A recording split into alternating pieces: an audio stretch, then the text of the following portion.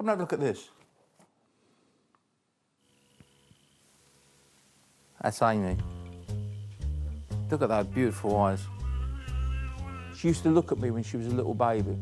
I remember looking at her and thinking, there's something about you that's different. She was just too astute. She'd been here before, OK.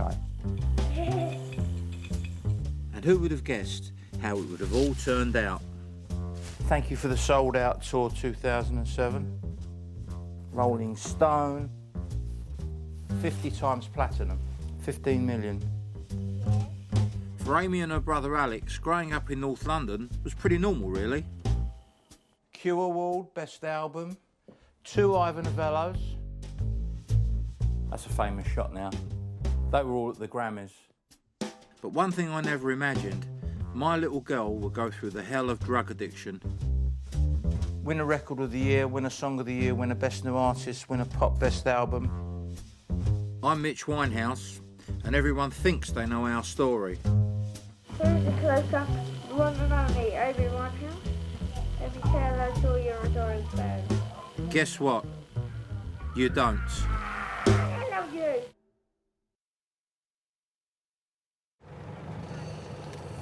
Well, you know, that's the headline. Amy died in my arms. Of course nothing's happened. Everything is exactly... I've had people phoning me saying to me, is Amy dead? Can you see that? I've had family and friends who don't read The Sun, they've just seen the headline, phoning me up, asking me if Amy's dead. I mean, that's how irresponsible this article is. Blake is a self-confessed liar. According to the paper, he begged Amy to stop taking drugs. He was the one who was giving her drugs. He was the one who switched her on to Class A drugs in the first place. Not my words, his words. Come on, nobody believes that kind of stuff. Everybody knows who he is. You know, we've got to stop, you know, the newspapers, the Mirror, the Sun, the News of the World have got to take his oxygen away from him. Who wants to hear from this absolute nobody? Here we are at Amy's 4th birthday party, way back in 1987. We've always had a special relationship, Amy and I, but boy, she always knew how to get her own way. We lost her in the... Janice came home one day and lost her in the park. And obviously I went crazy. She was 2 or 2.5. And Amy had gone up to a friend of my sister. She saw her in the park. And this girl took her home with her. And she never phoned us to tell us, you know, what was she thinking about? And so for 6 hours, we were convinced that she'd gone. And then somehow or another, Amy walked in and I was sitting on the stairs crying. Amy came and she said, "Don't cry, Daddy." But once she did that, she knew that she'd got us. 24 years later, and she's still disappearing. She's been recovering in St Lucia for 6 months now, is on drug replacement therapy, and is out here trying to get her life back together. So one minute it was nice, and the next minute it wasn't nice. So this is what happens in the Caribbean. I know he's filming, he wants to stay with you. Okay. This is Ricky. Say hello to the camera, Ricky. Hello. He's a lovely boy, but he eats an awful lot. No, he doesn't eat enough. He's eating a big Same lunch as just me. now. So Ricky, give me a kiss. All about lunches. But you eat a Oh, lot. don't. She really loves it out here. It's really done her the power of good. It's only 4:30. 4:30, Dad, that's pretty late. It's a little We started horse riding at 6 o'clock. Trouble is, she can never truly escape. Your picture, is that all right? You got your camera and I'll take it for you if you like. Yeah, brilliant.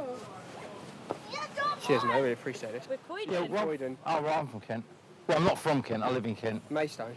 Yeah, no, I live in Greenhithe.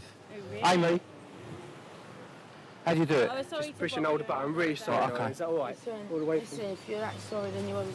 Listen, you've got a lovely shirt on. Cheers, darling. Is that Thank you. okay? Pleasure. Absolute legend. Thank you Okay, very much. keep well, mate.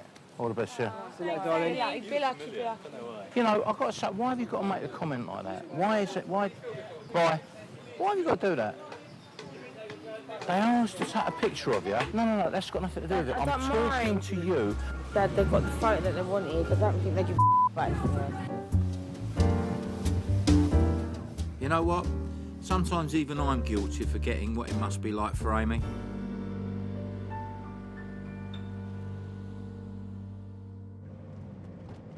But Amy's not the only one whose life's been turned upside down. I love being a London cabbie, but I haven't been able to work for 2 years now. I tell you, every time I get into my cab to go to work, I get an anxiety attack. I don't like the way that I've been. I don't like being angry, you know, being on the point of wanting to hurt somebody. That's what it's brought me down to. I would say that I've got a lot of unresolved anger in me towards Blake and towards Amy. And at some point, I'm going to have to tell her about it. Now's not the right time. It never seems to be the right time because I don't want to upset her. And, you know, in my mind, I'm thinking, well, maybe if I upset her, she's going to go back to taking drugs again. I'm sure that won't happen. But at some point, I'm going to have to sit down with Amy and say to her, do you know what you've done? Do you have anything to say? What?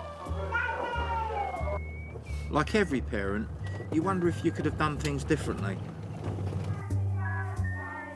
Me and Amy's mum Janice separated when Amy was 10 and I married Jane. But this wasn't a typical divorce. In fact, Janice and I are still good friends. We have to be. We both run her business. And we're both the parents of a recovering addict.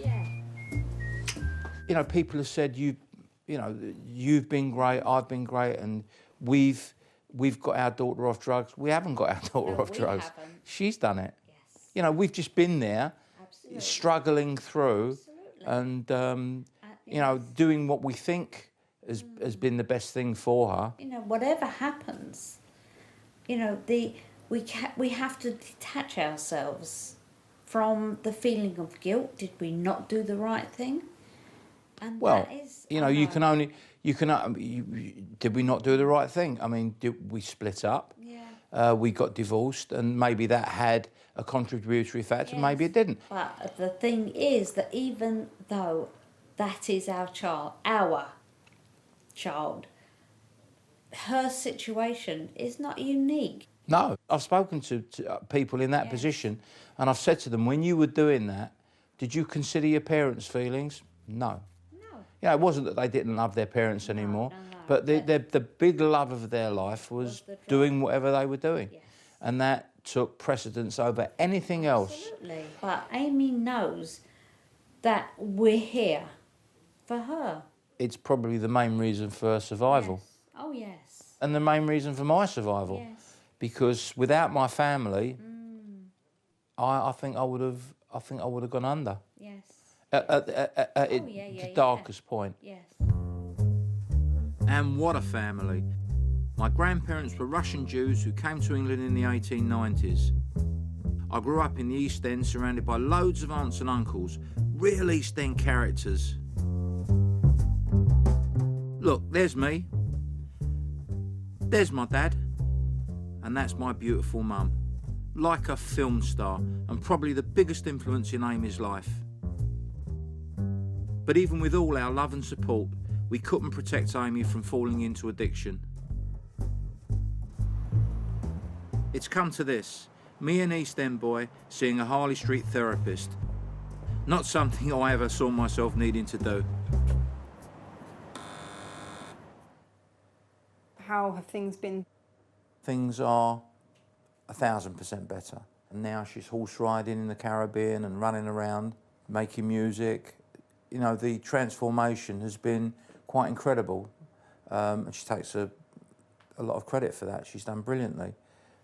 How about you? Where have you been in all this? 'Cause It's difficult. You know, I feel that I'm still in a war.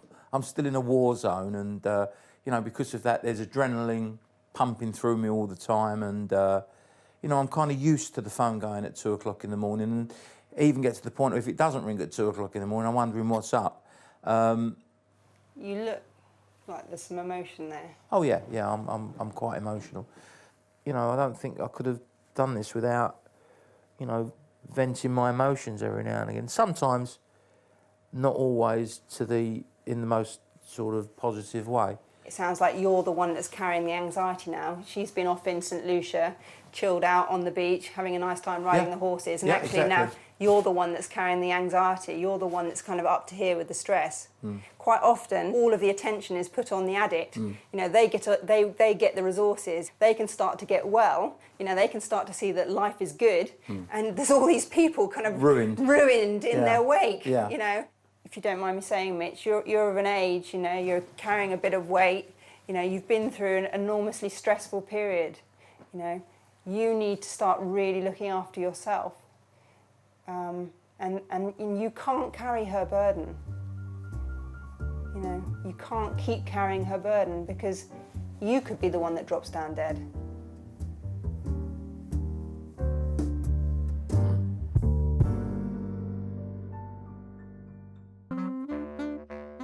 When a child behaves like my daughter's behaved and becomes what my daughter became, I found that much more heartbreaking than a husband behaving badly.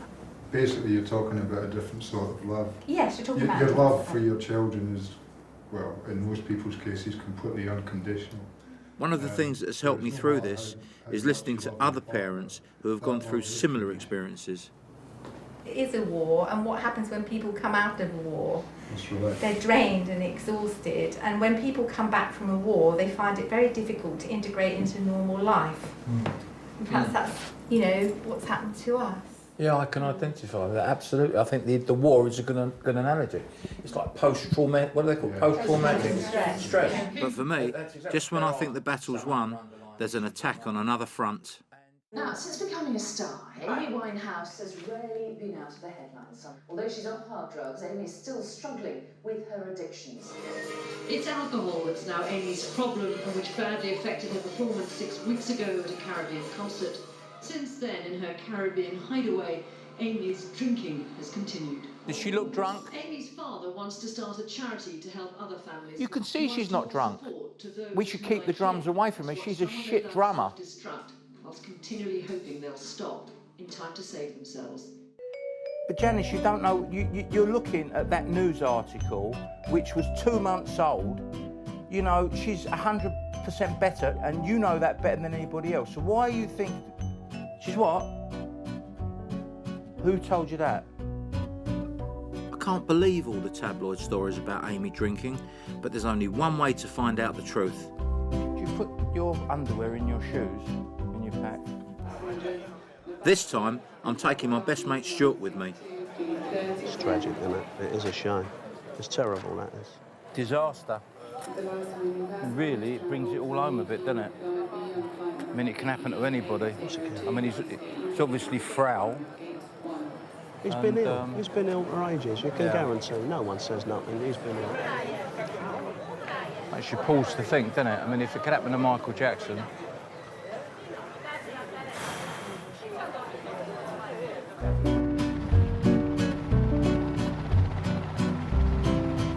I have to be honest, I'm always a bit nervous when going out to see Amy, because I never know what I'm going to find.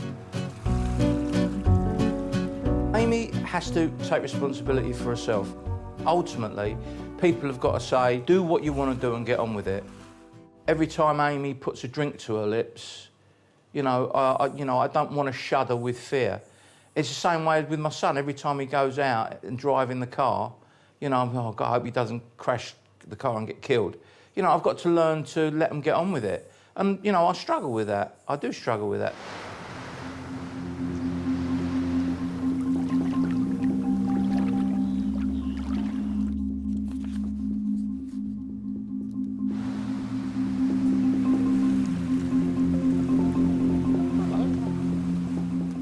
It's 2 days before I finally get to see her. And when I do, she's obviously uncomfortable with the camera being there. It's starting to bother me too. I want people to know what we're going through, but how do I do that and protect Amy at the same time?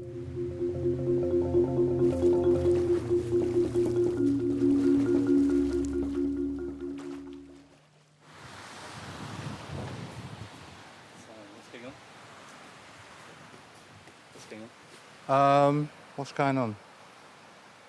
We signed all the paperwork that we wanted to sign, but we felt that the camera is starting to become a little bit intrusive, and I don't think it's really appropriate. I'm fully aware that everybody wants to see her and they want to see how she's doing and everything else, but you know, let somebody else be responsible for that, not me. We spend our whole time with security and myself keeping camera crews and photographers away from her, and you know, again, I'm starting to question my own motives, and you know, why am I bringing one close to her? At the back of my mind, I'm thinking to myself, well, wouldn't it be great if we could get Amy doing this or doing that? And you know, what's the difference between that and somebody, a paparazzi photographer, saying, you know, wouldn't it be great if I could get her falling off of a horse, something like that? So right now, this is the way that we're going to play it. Everyone asks me, am I in denial about Amy's drinking? You know what? Maybe I am to a certain extent, but it's my way of coping.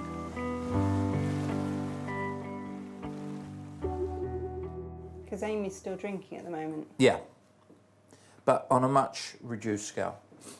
How do you feel about that? Well, we're still getting the imagery, aren't we, in the papers? But it's much reduced. This is something that she can control on a far more to a far greater extent than she could with drugs. Nevertheless, it still needs to be addressed. Addiction is a progressive illness, and with somebody, you know, who's used different substances, once you've kind of crossed over that line, I would say nearly all the people I work with can't go back to controlling using a substance. You know, the brain, the area of the brain where the addiction is based, doesn't really distinguish between mind-altering substances.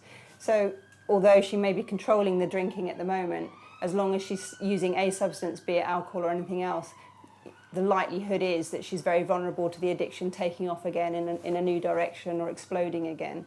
Have you prepared yourself for that? No.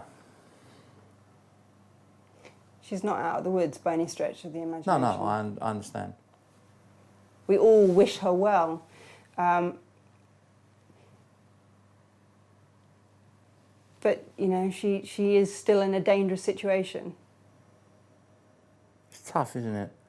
You know, you think that you've been through the worst, and I still firmly believe that we are through the worst of things.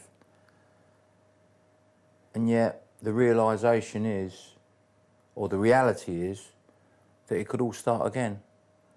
That I can't contemplate. That I don't think I would survive that.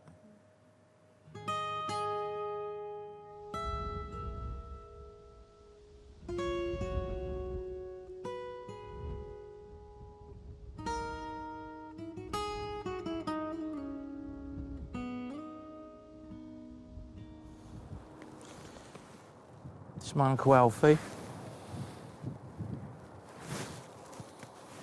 And this is my father. 43 my father was when he passed away. And my uncle 47. It's unbelievable. Young men.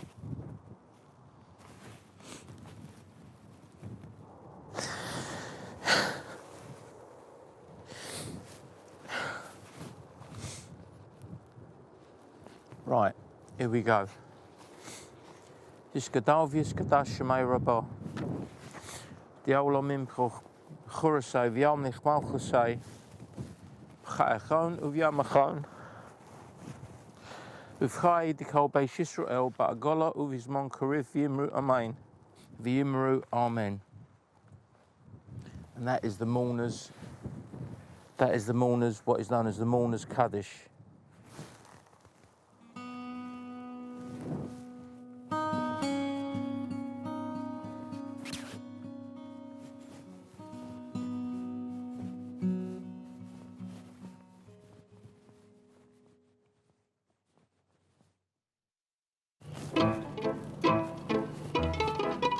After 9 months recovering in St Lucia, Amy's coming home.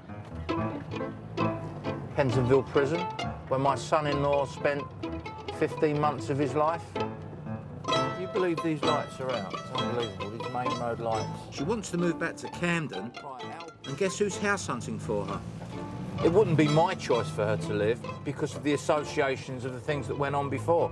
But what can you do? If that's where she wants to live, that's where she wants to live. Lovely street. You know, she's 26 years old and she wants to be, you know, near her friends, and you've got parking. I mean, if I had a choice, I'd move her out to, you know, the Isle of Skye or somewhere in the Outer Hebrides.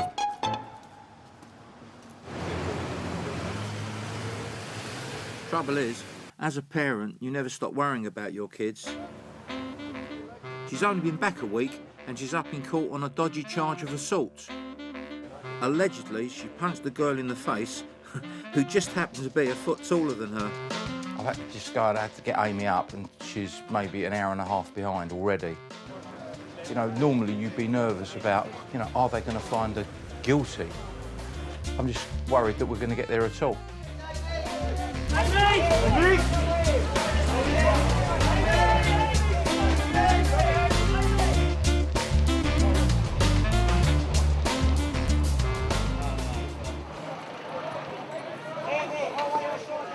Of course she was found not guilty, but the papers will still have their headlines tomorrow.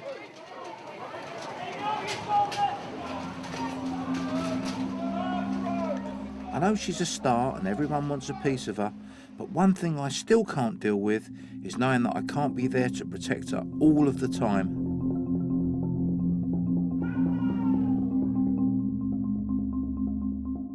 Come in it, fly me to the moon, let me play among the stars. So here we are, and it's my 59th birthday party. It's great to have all the Winehouses together again.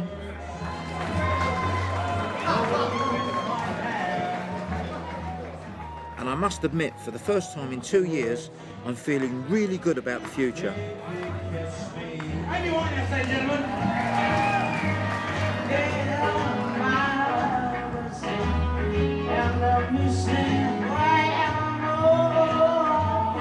As for Amy, one day at a time.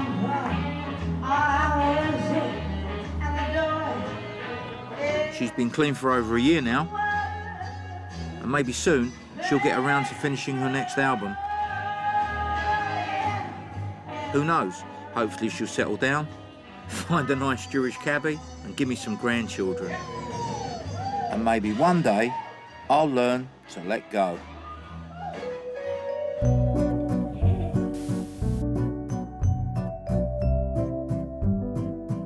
9 o'clock tonight, James Dyson, David Attenborough and Robert Winston all together on Channel 4 celebrating the genius of Britain. Up next, and at a cost of £1 billion no less, Channel 4 has been given special access to the building of Britain's ultimate warship.